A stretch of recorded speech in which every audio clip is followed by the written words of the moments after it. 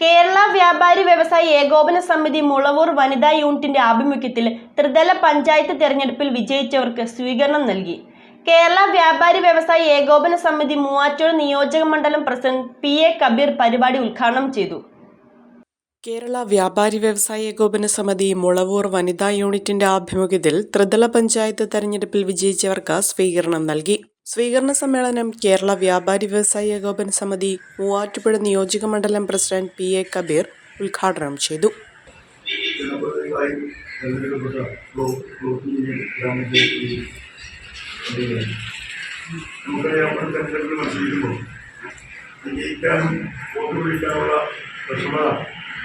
എന്നെ സംബന്ധിച്ചിടത്തോളം എല്ലാവരും ഈ മത്സരങ്ങൾ വോട്ടുകളിൽ നമ്മൾ അറിയിക്കണം.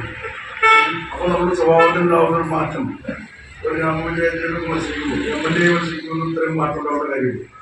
കേരള വ്യാപാരി വ്യവസായി ഏകോപന സമിതി മുളവൂർ വനിതാ unit president doctor Vijayalakshmi Babu ചടങ്ങിൽ അധ്യക്ഷത വഹിച്ചു. പായിപ്ര ഗ്രാമപഞ്ചായത്ത് പ്രസിഡന്റ് സീനത്ത് അസീസ്, ബ്ലോക്ക് പഞ്ചായത്ത് ആരോഗ്യ വിദ്യാഭ്യാസ standing committee chairperson Sulekha Makkar, block panchayat member Faisal Vadakkanethu, Payipra grama panchayat ആരോഗ്യ വിദ്യാഭ്യാസ standing committee chairperson Jubi Basheer, panchayat മെമ്പർമാരായ കെ.എച്ച്. സിദ്ദിഖ്, കെ.എം. അബ്ദുൽ കരീം, ബിസ്മി സലാം എന്നിവർക്കാണ് സ്വീകരണം നൽകിയത്.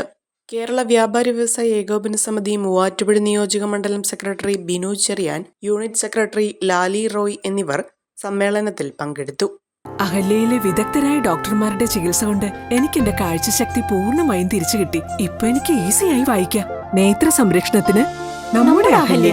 അഹല്യ ഫൗണ്ടേഷൻ ഐ ഹോസ്പിറ്റൽ, കേരളത്തിൽ എല്ലായിടത്തും.